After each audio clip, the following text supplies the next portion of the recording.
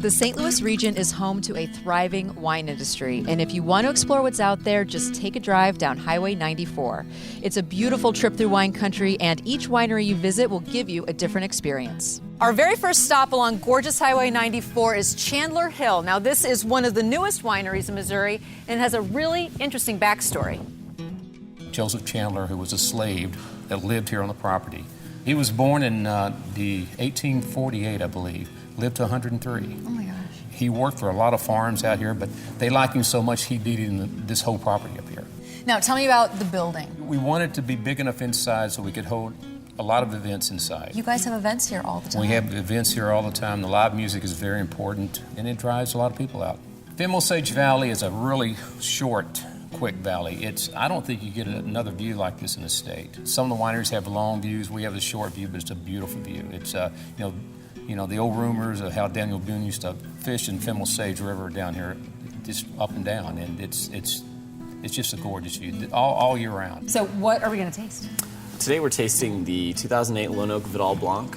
It picks up a lot of Sauvignon Blanc characteristics, but this particular one has a unique kind of melon cantaloupe quality to it that is really nice, rounds it out a little bit on the palate. So, what you want to look for in making your wines is really balance, and so with this wine, we have a nice fruitiness to it, but we have the acid and the alcohol to go with it. And this is your Norton. Yes, this is our 2008 Savage Norton. The Norton and the Lone Oak actually are both named off after things on the property. So the Savage rifle that we excavated from the property of Joseph Chandler when we were building, and we actually decided to put it on the label, and we thought it kind of represented the strength that Norton is possessing in Missouri right now. I think one of the things that strikes people most about Norton is just how dense it is. I mean, look at it, it's like inky. So much of enjoying wine is looking at it.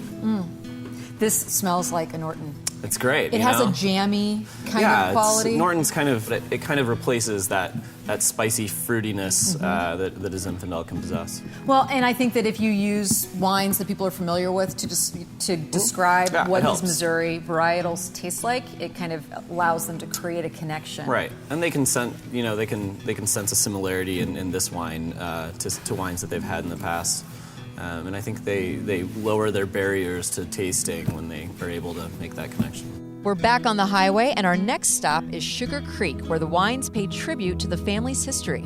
You're a true family-run business. Your son makes the wine. You and your wife kind of left Kirkwood and said, we're moving out to Augusta, and we're doing it. Exactly.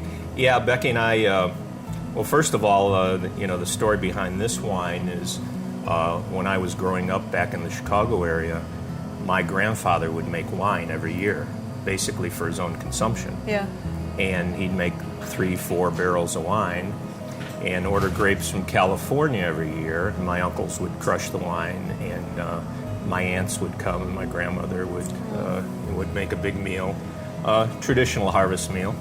And so that's pretty much how I got interested in wine. In honor of my grandfather, Chris, our son, produced this wine called Michael's Signature Red.